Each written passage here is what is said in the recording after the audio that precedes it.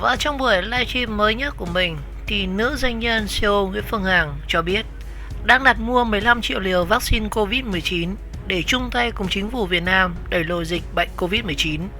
Và để đảm bảo an toàn mùa dịch thì bà chủ của Đại Nam đã chung vui với mọi người bằng cách cụm ly online để chung niềm vui và đáp trả tình cảm của mọi người trong suốt thời gian vừa qua.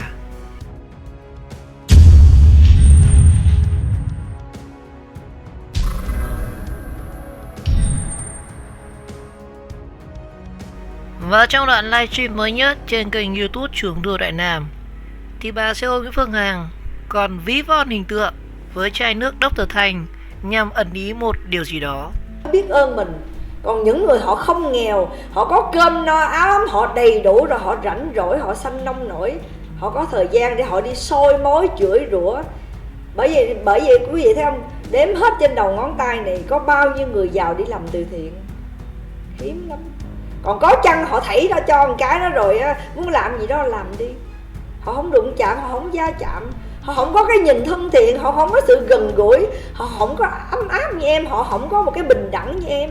Họ không phải là họ khi người, họ không phải là họ phân biệt, nhưng mà họ sợ. Và họ sợ đúng. Bây giờ em mới thấy họ, cái chân lý của họ sống là đúng đó quý vị. Cho nên em đã trách sai họ, em đã nghĩ sai họ. Bây giờ em mới thấy là em sai chứ họ không sai. Sau một cái cú va chạm này em mới thấy em sai. Mà chẳng những sai mà sai nghiêm trọng nữa. Cho nên á, em mới hiểu ra một điều là có những người họ càng giàu bao nhiêu họ càng kính kẻ bấy nhiêu. Còn em đâu đó em còn dân dã, em còn có một cái gì đó rất đời, rất thường. Bởi vì em nghĩ vật chất nó phù du lắm. Mà muốn có được những thứ phù du nó phải phù phiếm mới có được. Rồi cuối cùng chết buông tay nhắm mắt, chẳng mang theo được cái gì, chỉ có nghiệp với tội thôi. Phải không quý vị? Em hiểu ra được cái chân lý đó là cái cuối cùng em nghĩ đây là cuộc đời này là một trò chơi trí tuệ. Khi đạt được tất cả rồi chỉ là cái trò chơi thôi. Hơn nhau là gì? Hơn nhau là sự tử tế, hơn nhau là trái tim, hơn nhau là biết sống nhân quả, biết cho đi rồi sẽ nhận lại. Có thể là mọi người không cho em cái thứ gì hết, nhưng mà trời đất luôn luôn che chở cho em, luôn luôn cho em những cái điều bình an, may mắn nhất. Và thậm chí là con cái em nó ngoan là đủ rồi. Đó là những cái mà trời đất phù hộ cho em những thứ mà em không nhìn thấy được, những thứ vô vi mà em không nhìn thấy được, là tới giờ phút này cũng chả ai hại được em. Vậy là em cũng thấy mừng rồi. Buồn là buồn cái nhân tình thế thái thôi, buồn cái sự đời, buồn cái sự tử tế của mình đôi khi nó hại mình không chừng. Cho nên hôm nay em trần tình với được rượu tôi đâu á. Mấy cô nhiều chị, mấy cô không rút rượu với tôi. Quý vị ơi, quý vị uống rượu với em nha. Em buồn lắm đó nha quý vị. Bao nhiêu người rồi, có ai bỏ em không?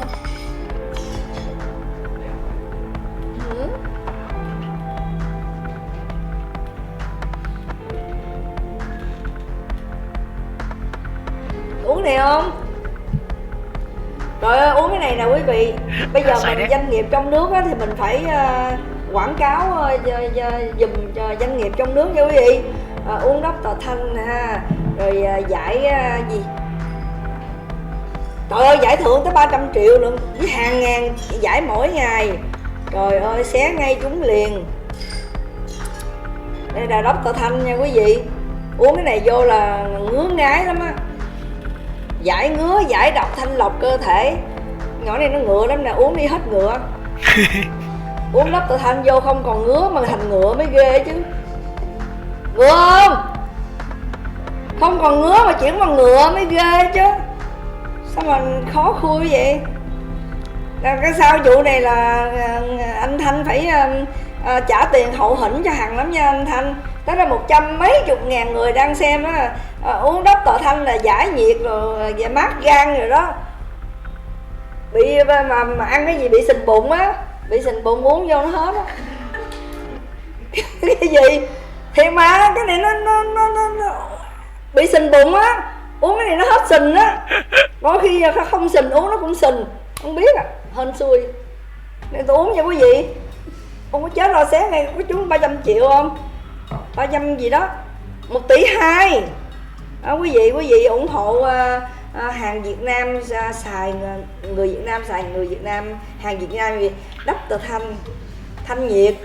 Mấy người nào mà ăn mà khó tiêu khó ở vậy đó, uống vô là nó giải sình bụng. Bụng đang sình uống vô nó xẹp. Còn những khi là uống vô nó sình cũng không biết. Tùy cơ địa, tùy cái cảm nhận mạnh quá nó sình lên, mà yếu quá nó xẹp xuống.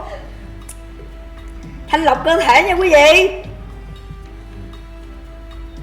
Đó, người Việt Nam là phải dùng hàng Việt Nam nha quý vị, không có phản bội nha quý vị. Đất tờ luôn đó. Vô tụi con. Trời ơi quý vị ơi, muốn rượu giỏi lắm nha quý vị. Đây mời tụi con, mời tất cả mọi người uống online nha, uống rượu online nha, đỡ buồn. Hồi nãy giờ quý vị nói chuyện với em, quý vị cũng đỡ thấy buồn rồi phải không? Đó, quý vị thấy em khóc rồi quý vị cũng cảm xúc, rồi quý vị thấy em vui rồi quý vị cũng vui. Nhưng mà có cảm mới xúc nha quý vị. Tối nay em có hẹn với anh Dũng xúc rồi, mà không biết em uống nhiều quá em xúc nổi không, hay là chỉ là trong mơ thôi không biết nữa. Giờ ha. Rồi mời tất cả quý vị nha. 50 nha quý vị. Hả? 2 người nữa. Không pha miếng soda vô. Tối nay tôi có hẹn với bồ tôi. Đưa soda đây. Trời ơi, bữa nay quý vị thấy thú vị không? Trời ơi, đừng nhậu với bà Hằng Đại Nam, nhậu online mới sợ chứ. Rồi. Vô nha. Rồi mời tụi con. Mời quý vị nha quý vị.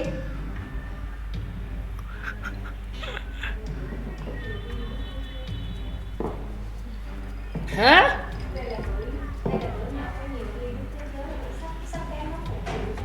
Dữ vậy hả? Được không? Bây giờ bao nhiêu rồi? Wow, quý vị nghe không? Quý vị 962 người, ngàn người đang xem em uống rượu. Đó, quý vị thấy không? Bây giờ em sẽ chia sẻ với quý vị nha. Hồi nãy giờ thì em buồn, bây giờ em phải vui. Có cái câu mà em không nghĩ là có nhiều câu mà em nói xong rồi bây giờ nó thành trend, nó mới ghê chứ. Giống như cái câu mà dĩ dãn dơ dái dĩ gì dấu diếm thì danh dự giả dối dễ gì gìn giữ. Có thể đi chung nha quý vị. Dĩ dãn dơ dái dễ gì giấu giếm, rồi danh dự giả dối dễ gì gìn giữ. Khó dữ lắm, danh dự mà giả dối sao dễ gì gìn giữ, khó dữ lắm quý vị. Bữa nay em sẽ giao lưu với quý vị. Mà nếu mà em vui với mà quý vị thương em á, thì có khi là cách 1 ngày 2 ngày em lại lên nhiều chuyện với quý vị, để mà mình có những cái thời gian mà mình quên Covid, Covid, cô hồn, cô đơn, cô độc gì đó, mình chơi cô Hằng cũng đỡ. Bữa nay em vui rồi em hát cho quý vị nghe. Rồi em sẽ hát, có khi hát cải lương, em cũng biết hát cải lương nha quý vị. Bạch Thu Hà ơi, anh đã ra chiến trường và chết ngắt. Đó, cái đó là cũng là do của em đó quý vị. Trời ơi, về nhà là Bạch Thu Hà ơi, anh đã ra chiến trường là chết ngắt luôn.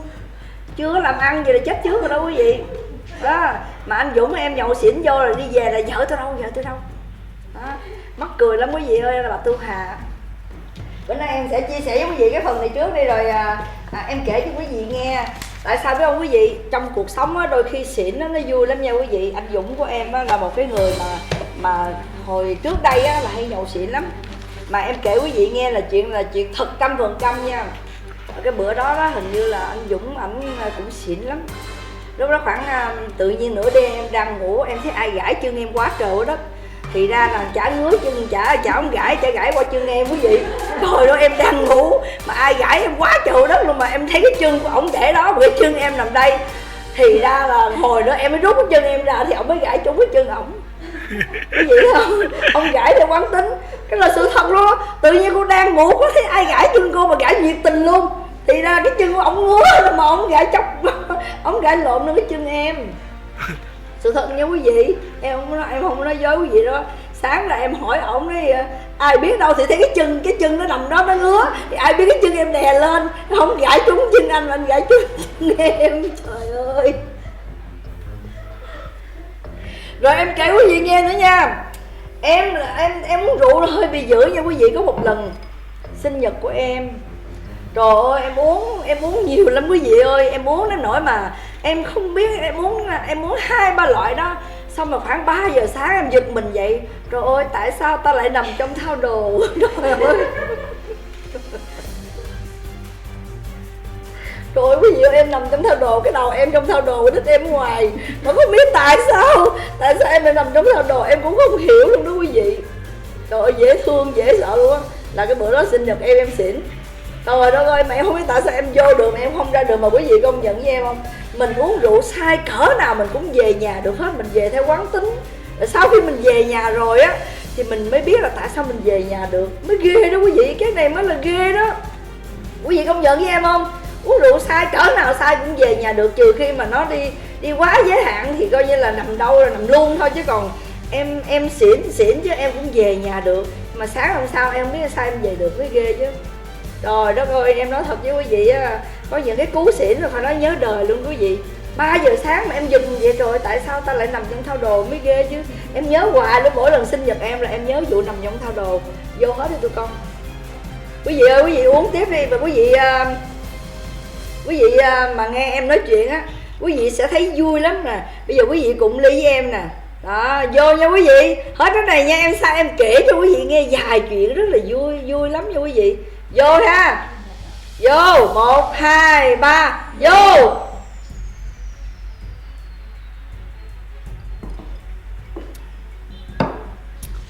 Rồi á, em kể quý vị nghe một chuyện này nữa.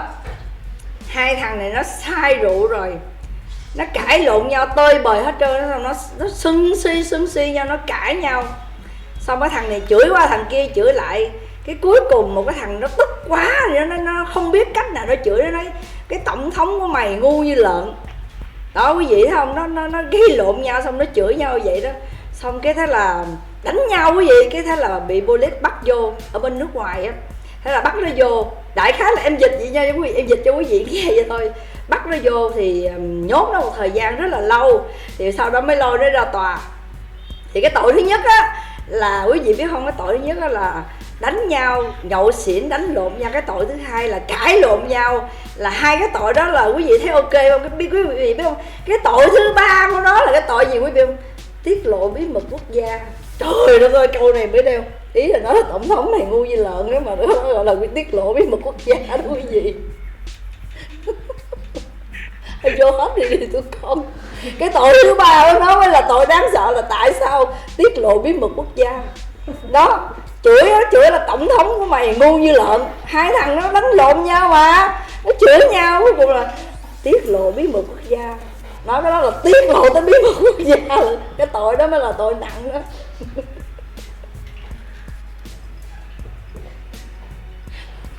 Quý vị thấy không? Đó, nhiều khi nhậu xỉn vô là nó nhiều cái mà để mà chuốt thêm nhiều tội đó. Mà thôi tối nay quý vị cho em uống cái này sai thì em về em có tội với anh Dũng, anh nô tài đáng chết. Vô hết nha tụi con, vô hết nha. Rồi